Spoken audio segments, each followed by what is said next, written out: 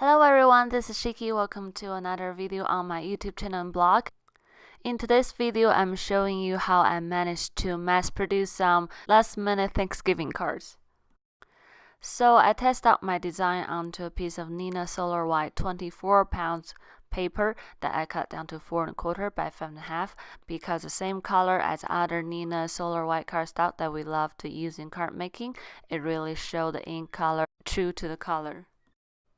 The stamp set I'm using today is from Concord 9, the seasonal border stamp set, and I'm gonna use the leaves border first. And I'm using my mini Misty stamping tool today because I'm making many cards.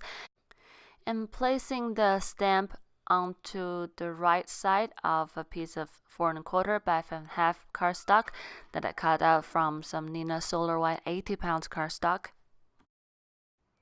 I plan to do some multi-inking stamping with this card design, so I chose the Hero Arts Couple Joes, Just Rust, and Pumpkin Pie.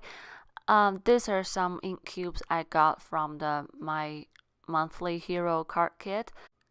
I think it's easier to use the small ink cubes to do the multi-inking stamping, but if you have the full-size ink pads, it will definitely work as well. You just need to remember to tilt your ink pads while you inking up the stamp, or I've actually seen Jennifer McGuire use a sponge dauber to pick up ink and then apply the ink with sponge dauber onto the stamp to give a more smooth transition between each colors. So after I've done stamping the one side, I'm gonna rotate my card panel 180 degrees to stamp on the other side. And I apologize if you hear some squeaky noise. We're staying in a hotel room in Yellowstone to spend Thanksgiving with family and friends, and our dogs are complaining a lot in the kennels. So I think I end up making 8 of this particular design in total. The sentiment I chose for my cards are from the Concord 9th Give Thanks stamp set. It's gonna read, "With thanks in my heart." And to help me line up the sentiment, I decided to pull out my grid acetate.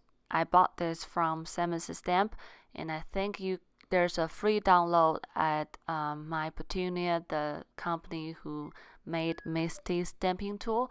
You can download from their website and print it on acetate yourself as well. And I'm not doing anything fancy here.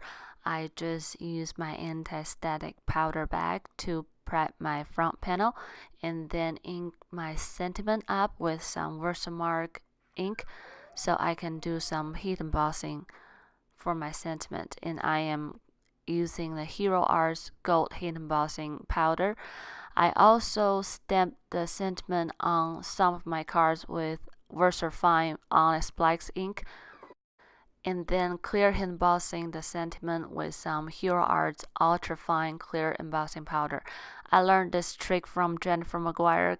So instead of stamp your image with some clear embossing ink pad like Versamark, and then use black embossing powder to do the heat embossing, you stamp your image with some black pigment ink, which will be sticky and wet long enough for embossing powder to stick on it, and use clear embossing powder instead to avoid the mess. Because if the black embossing powder get on some places that we don't want it on, it shows very obviously against white background. So all I did to put together the card is just trimmed down my panel to 4 inches by 5 1/4 inches, and then use some Be Creative tape to tape it on a card base that I created with some Neenah Desert Storm cardstock. Here's a comparison between the gold heat emboss sentiment and the black ink and clear heat emboss sentiment. I cannot decide which one I like better, so I made them both. And I also used the different images from the same stamp set to create another 2 different color combination Thanksgiving card with the same design. So thank you so much for watching me today. If you like this video, please give it a thumbs up. Subscribe my channel for more card making tutorials. You can also head over to my blog for more information. I hope you all have a wonderful Thanksgiving with your family and friends.